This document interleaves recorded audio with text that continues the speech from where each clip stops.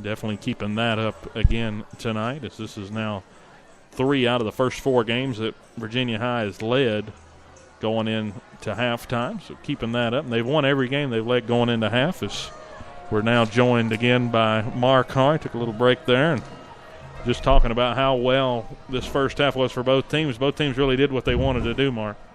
Oh, no doubt about it. I mean, you look at just the big explosive plays by both teams there to be able to break through the offensive line and get to the second level where it just seemed like a constant for both of these teams tonight. I mean, you had teams backed up first and 27, able to get a fourth down conversion to be able to keep the drive going. Both these offenses look very, very powerful tonight. And like I said, I mean, I know we're up 10 here at the half, but I feel like it's going to come down to who has the ball last. And, okay, so we're at the half. Let's put the coach's headset on for you and talk about what Coach Christ is saying first. What's Coach Christ saying? A great drive, 90 yards in 2 minutes. You know, you don't have a problem with the offense. It's the defensive side of the ball that you're having issues with. You cannot let a team, first and 27, be able to convert that fourth down opportunity. I mean, what is it, four downs tonight that they've tried to convert on tonight? Yeah, they're 2 for 4 on fourth down. So this is a team that's laying it all out there. And their defensive front just isn't getting any penetration at all. And when they do get back there, they're just not being able to close and have the closing speed to get back to the quarterback. He just seems to be break and contain all night long. The corners need to come up with a hot pursuit and make a play. We saw late in the half there Matthew Dean able to bring down Mullins at a pivotal point right here with the sack. And Vinzer's been in the backfield many times tonight. It's just the simple fact that they're not able to close it when they need to. And really finishing tackles. We've gotten them wrapped up but ain't been able to hold them up as Jarrett Jesse's able to break loose for that big play, and that was really the issue there. And that was on the first drive. That was really the biggest play of the game so far for Central. Oh, yeah, and that was the third play from scrimmage. That could have been huge if they wound up putting some points on the board that drive. But, we got lucky enough for them to turn it over on their fourth down opportunity there, and then Jamie Lathrop made one of his own. Yeah, on the flip side of that, we took advantage. Had the ball both times. Both touchdown drives have been very, very long. 87 yards and 90-yard touchdown drives. So that is amazing that this team has been able to do. Even on the field goal drive, driving a 60. What about Lane Carroll punching a 42-yarder through? That's amazing. I was talking about that. Lane Carroll, so far in the first half, has looked good kicking the ball and at wide receiver. He's really he's vying for that spot to be the player of the game.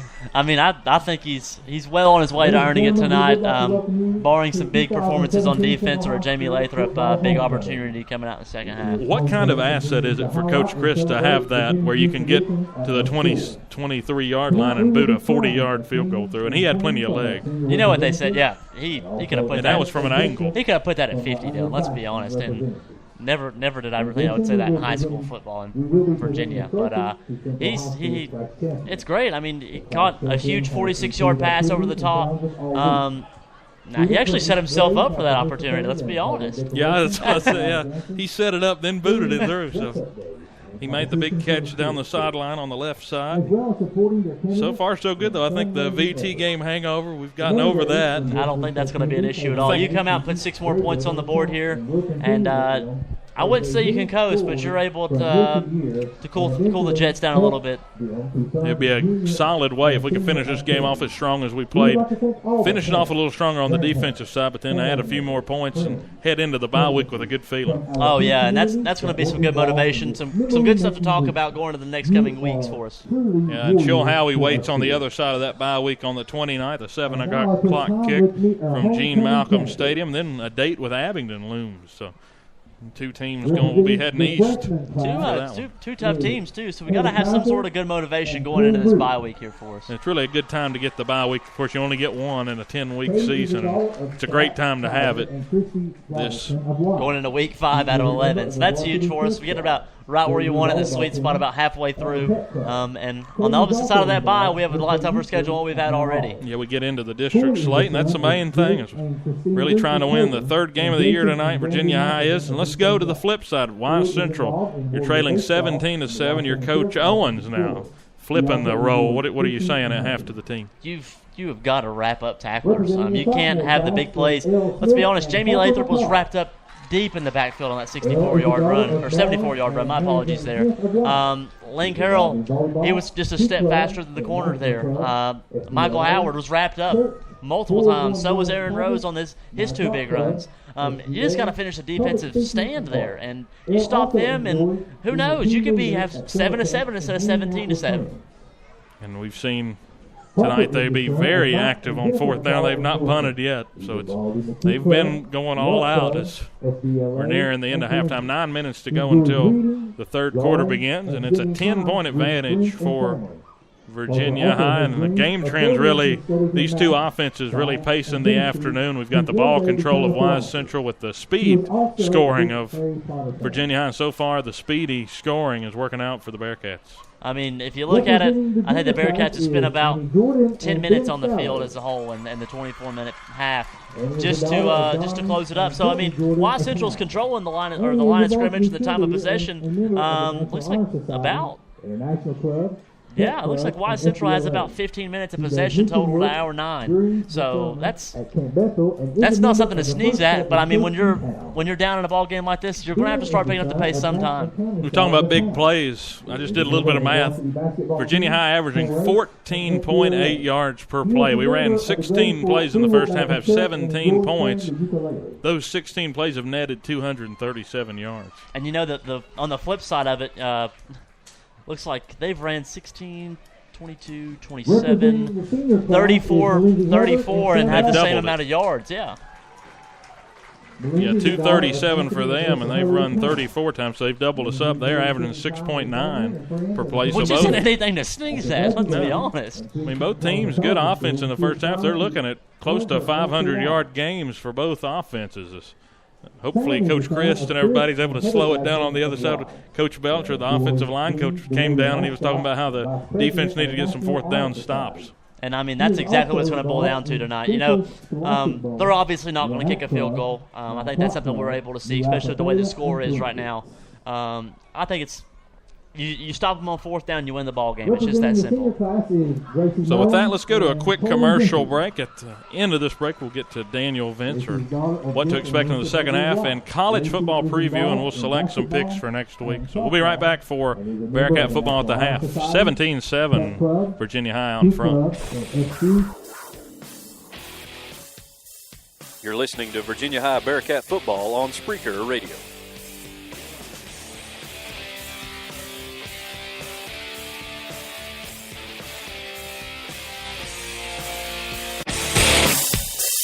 Can't get enough of Bearcat sports? Come to Buffalo Wild Wings at the Falls every Wednesday at 6:30 for the Bearcat Sports Chat.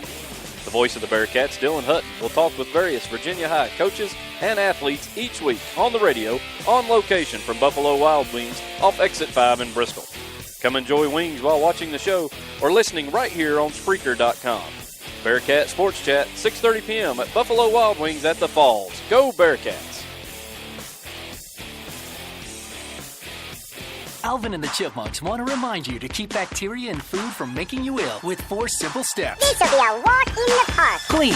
Wash hands and surfaces often. I'm waiting for the rinse cycle. Separate. Keep raw meats away from ready-to-eat foods. Yep. Cook. Make sure meat, poultry, and seafood is cooked to the right temperature. Fire in the hole! And chill. Refrigerate food promptly. Bingo!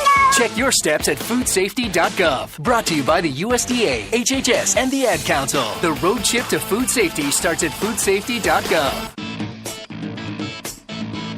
You're listening to the best high school football in the Tri-Cities on the Bearcat Sports Radio Network. Welcome back to Bearcat football at the half. 17-7 the score. I'd like to thank everybody for tuning in. This is Dylan Hutton with Mark Harr as we head into Mark's favorite part of the halftime show, the college football section. Busy day tomorrow, Mark, in college football. We're going to start at 12 o'clock. Number 9, Oklahoma State at Pitt. 12 o'clock kick. My pick there, I'm going to have to go with the Mike Gundy mullet, baby. He's I don't know what it is. I'd love to see him be a part of the SEC one of these days, him and Oklahoma coming and join us. I think Oklahoma State wins it. They got a powerful offense. I'm going to take the Cowboys in that one at Pittsburgh. That's a trap game, though. Watch out. I wouldn't be surprised if it stays close for a little while. This is an interesting game, and only because I'm an Ole Miss fan and I witnessed Ole Miss lose to Memphis. Number 25 UCLA, Josh Rosen and the Bruins head to Memphis to the Liberty Bowl to take on the Memphis Tigers. I'm taking UCLA, but in a close one, that's a 12 o'clock kick. I'm taking Memphis. I wouldn't be surprised. I might be a little partial to Riley Ferguson being a part of the Vols staff earlier in his career. But I think Riley Ferguson's able to sling it around. So I'm going to take UCLA in that one. Now we move to the 3:30 section of games, and not a lot going on until the later half of those on the pick'em sheet. Number 16, Virginia Tech at East Carolina. ECU, kind of a trappy feel to the game, but ECU not good enough. I got the Hokies winning on the road with Coach Fuente. I don't even think that there's a doubt in my mind in that game. Yeah, I would normally, but that's a team Virginia Tech has problems with usually. Now the game I know you're waiting for, 3:30 on CBS, number 23 Tennessee at number 24 Florida. The Gators going to get to play their home opener against the Vols. I'll tell you how I feel about it. I think the Vols defense finds themselves this week. I know we did lose Todd Kelly Jr. today for a season-ending injury, but All's prediction, I'm even going to give you all a score prediction because I'm such a Vols fan. You're going to hear me say 24-14, Vols by 10. So you're going with the same difference margin of victory from last season. It was 38-28 Tennessee last year in Neyland. So I'm going to go on the flip side. I'm going to say the Gators get redemption. I know. Did you exactly just say that? I just had to do that just to make you mad that you're wearing a Tennessee pullover here tonight. But I'm going to take the Gators in a close. I'm going to say Gators win it by 3 points. I think their defense ends up gnawing out a win for them. I think their defense is stout, again, under Jim McElwain. So we'll see how that one goes. That'll be a fun 3:30 kick on CBS. I think the loser of that has a fan base riled up either way. Now we move to the 7 o'clock slate, and I'm excited about this game. Number 12, LSU, Ed Orgeron, and the Bayou Bengals head to Mississippi State to take on Dan Mullen and the Bulldogs for a 7 o'clock kick. I'm taking LSU and Ed, Coach O. I have to. I'd love to see Dan Mullen squeak out a win against Coach O, but I think both of us are set on the LSU game. I like Darius Geis, the running back from LSU. I think he'll have a big game. Of course, the quarterback from Mississippi State, also a very good one as well. So another SEC game. South Carolina is going to be decked out in all black, a 7:30 kickoff against Kentucky, and that's really a pivotal SEC East game. I think South Carolina wins it. You know, I think Kentucky has just came up.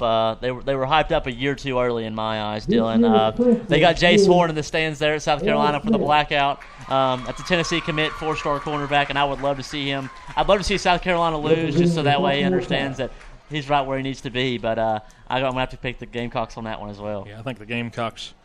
Now another game. Here's one I'm pretty excited about, which is weird. Bill Snyder, Kansas State, number 18 in the country, going to wander into Nashville to take on Vanderbilt, a sleepy kind of game. 7:30 kickoff. Who you taking? All right, Amelia. Just in case you're listening, I'm going to have to go ahead and pick the Commodores and anchor down.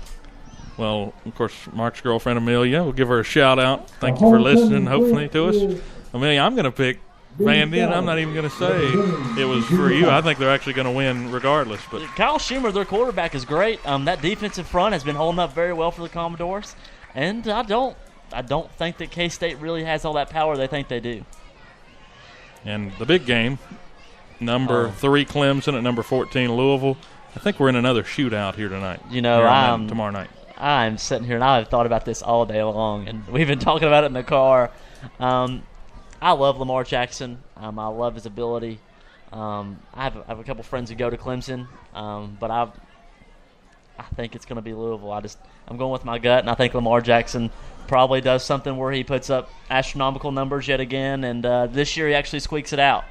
I'm going to go with Dabo on the road. I think Clemson's a really good football team. We've seen them rise, of course, the national champions last year, but that's not why I'm picking them. I think they're a good team again. I think there's some weaknesses, but I think they're good enough to beat Bobby Petrino and Todd Grantham, the defensive coordinator. I love how you worded like Bobby Petrino's some terrible head coach. Yeah, I wasn't going to go down that line, but let's go to the 10:30 kickoff. I want you to hear your opinion. Ole Miss and California. Not a huge game because, you know, both teams are not expected to do much this year, but my Rebels, we got to throw them in.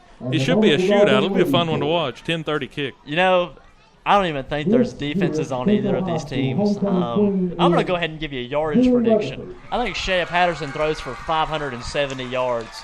And I think the Ole Miss Rebels, I think they win by about 13 or 14. And they outlast Cal out there on the West Coast. I'm telling you, this is going to be like the over-under should be like 100 for this game. It's going to be like 55-52 final for that Ole Miss Cal game. And it's It's going to be dangerous. It's going to be a fun game. I think it might be one of the more under-the-radar games this weekend, but that was fun, doing a little pick-em segment with Mark. So we got a couple of differences. We'll see who comes out on top as they just named the homecoming king and queen here at Wise Central.